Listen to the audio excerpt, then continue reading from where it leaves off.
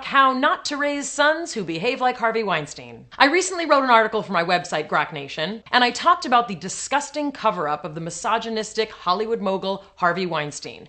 Decades of sexual abuse allegations finally coming to the fore. The take-home message was that I'm really not surprised that this happens. I assume it happens all the time. That's just what power and patriarchy look like, and it sucks. And I got into a few skirmishes with people very close to me who thought that I should be outraged and shocked. And I am outraged, but I'm really not shocked. I dismiss these friends of mine as optimistic Pollyanna types who just don't really know what it's like in my industry. And I went about my day. But then my friend, Avital Norman Nathman, who's also one of our Grok Nation editors, said something to me that did shock me. She said to me, "Will your boys be like this?" And I was shocked. I said, what could she mean? Oh. She was asking if, God help me, I'm raising boys who will become men that girls and women will fear. Wow. I mean, it hit me like a ton of bricks, a ton of denial bricks. I mean, of course not, I wanted to say. Of course not. But here's the thing. I was raised to not trust men. I was explicitly told by my father, rest his soul, to protect myself, my body, my heart from men because men only want one thing. They want sex. Honestly, I didn't really feel that affected by this because I was a late bloomer.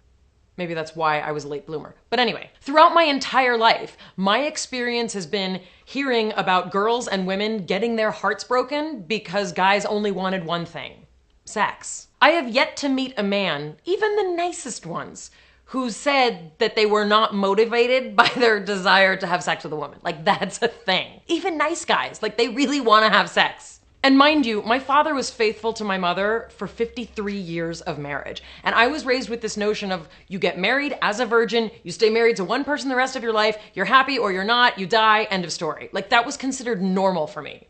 That's how I grew up. So the question I've had to grapple with, literally, in the wake of all of this Harvey Weinstein stuff and all of the conversations I've been having with friends of mine, with friends raising boys, is the following. Will the lack of trust in men that my parents raised me with serve me well as I raise my own sons? Have I raised them to believe that no one will trust them, that their sex alone makes them a weapon for hurting people? No. My boys will be different and yours will be too. Here are the things I didn't even realize I'm already doing to ensure that girls and women do not fear my sons. Number one, equality. I teach my boys that everyone is virtually the same, meaning we all have the same hearts, we have the same chemistry, we have the same desire to be loved and respected and protected. Everyone, boys and girls, men and women, Black, white, Asian, Native American, Jewish, Christian, Muslim, any sexual orientation or socioeconomic background, we're all virtually the same. Number two, rights. Everyone has a right to feel safe. If you put someone in a situation where they don't feel safe, that's not okay. And it's not for you to try and convince them that they should feel safe, because they are allowed to have feelings and feelings aren't facts. So if you are with someone and you discover that they do not feel safe, back off. Number three, consent. I have already started talking to my sons about this and will continue to do so. You do not have the right to touch someone if they don't want to be touched. That goes for friends, girlfriends, neighbors, even family. And if you don't want to be touched, even by your own mother, you have a right to not be touched, absolutely, with no exception. Number four, common sense. I really can't believe I have to say this, but I do, and we all have to say this. It is never okay to be intimate or touch someone who is under the influence of drugs or alcohol to the point that they cannot give consent, ever, never. Number five, location. You are responsible for where you are. If you are in a place where there are bad things going on, leave and report it.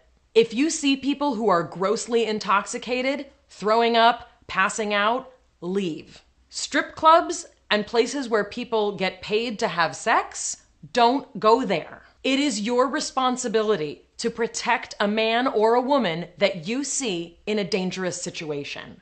Get out, get help, call the police. That's on you. Number six, Ingesting. Scientifically speaking, the human brain doesn't really behave with great judgment in the teens and even into the 20s. Once you add alcohol or drugs to that brain, a lot of decisions made with poor judgment can happen. Things you would never think you would do, believe me, people do them when under the influence of drugs or alcohol. Do not think that you are special or immune to the effects of drugs and alcohol. In addition, ingesting pornography rarely elevates you as a human being and likely contributes to the degradation and abuse of men and women. Period. Number 7, daily. Every single day, respect people that you interact with, but specifically, pay special attention to those who have not been appreciated or represented historically. Women, people of color, our lesbian, gay, bisexual, transgender, queer, and questioning friends, and people of different socioeconomic statuses are the ones most affected by what we call patriarchy. We are all humans on this planet, and there are a lot of bad people. But it is your job, it's my job, it is our job to do better than we can even imagine, because we have inherited a broken world, and it is our job to fix it. It is not your responsibility to complete the work, but neither is it for you to ignore it. And God help us if we cannot turn this thing around, one boy at a time.